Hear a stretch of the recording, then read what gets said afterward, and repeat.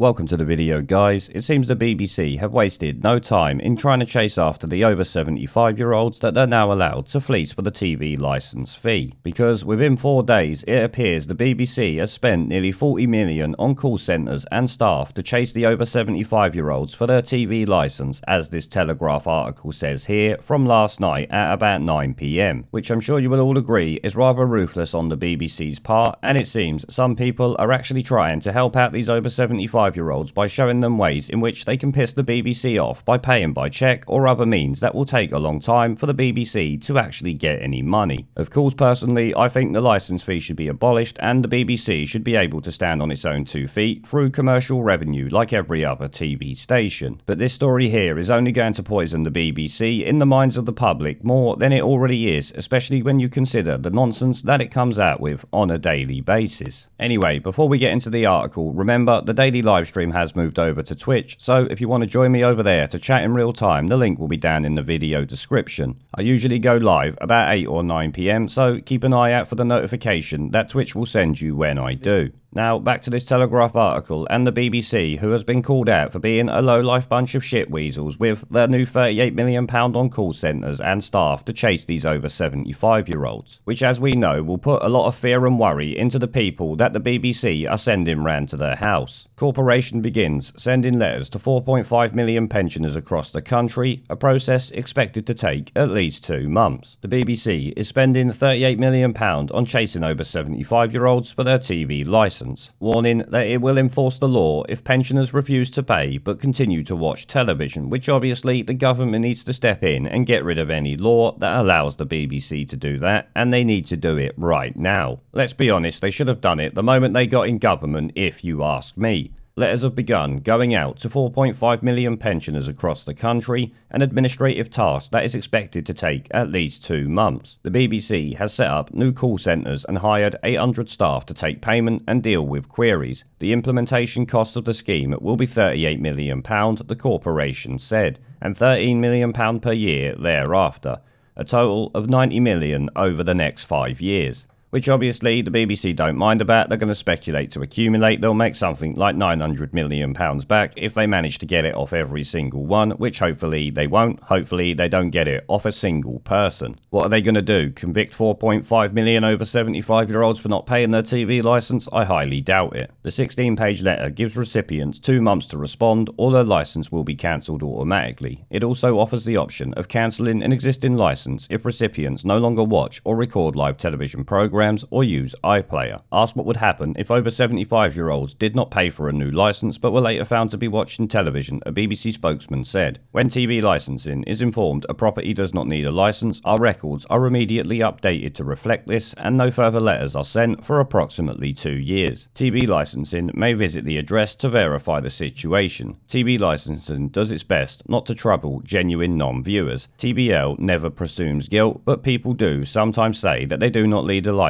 when they do. TBL has a duty to enforce the law on behalf of those who pay. No, TBL enforces what you want on behalf of those who pay them, which is obviously the BBC using our money that they fleece off us through the TV licence. Campaigners are urging pensioners to disrupt the payment system by using cheques rather than direct debit, which I would also agree with them doing if of course they want to. Silver Voices, a group that lobbies for the rights of over 60s, said it had gained 500 new members in the past week after launching its Gum Up the Works campaign, which is obviously a campaign to piss off the BBC, which I fully support, and if you do, go and check them out. It is asking people to come up with creative ways of complicating the system for the BBC. They include stopping direct debit payments and only settling licence fee matters by cheque or postal order, and sending 12 post-dated cheques rather than paying the £157.50 charge up front, which once again I 100% support anyone doing if they actually want to. It will really piss them off. There is nothing these corporations love more than guaranteed money coming in when it's supposed to be, so if you change that, it puts them right up the shitter.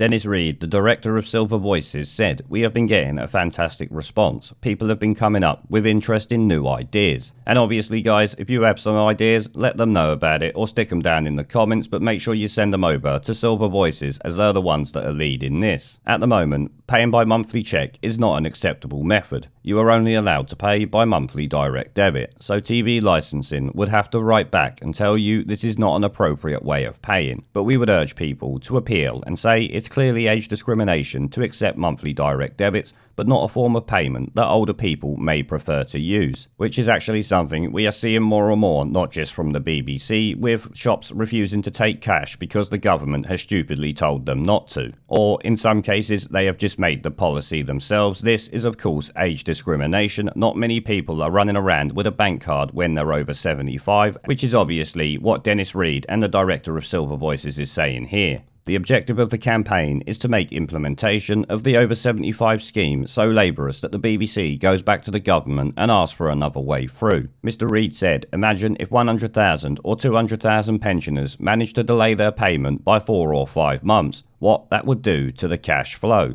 Up until now, the government has been blaming the BBC and vice versa. There needs to be some discussion about a solution, which obviously the solution is this: you just remove the licence fee and you make the BBC stand on its own 2 feet. It is pretty easy. Well, I've got to say, we all know that the BBC are a bunch of snivelling shitweasels, but it does surprise me how quick they have got this up and running and ready to go, considering the law changed only a couple of days ago now. They are ready to dump this much money and get that many people on the case of these over 75-year-olds so they can harass them for their £157.50 every single year. This needs to stop. The government needs to take action. But this article and the BBC's plans do actually show that they are a bunch of lowlifes and the public should rightfully hate them, as it would seem they actually do. I do feel we will see the end of the BBC as we know it in the coming years, hopefully sooner rather than later, especially if they carry on like this, and obviously all the stories that we have called out over the past couple of months, where they are talking an absolute load of bullshit and race baiting as if they were David Lammy.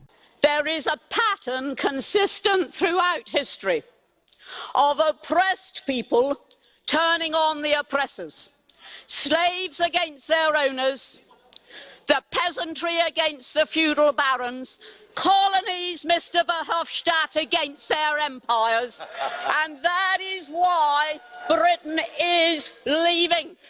And it doesn't matter which language you use, we are going, and we are glad to be going.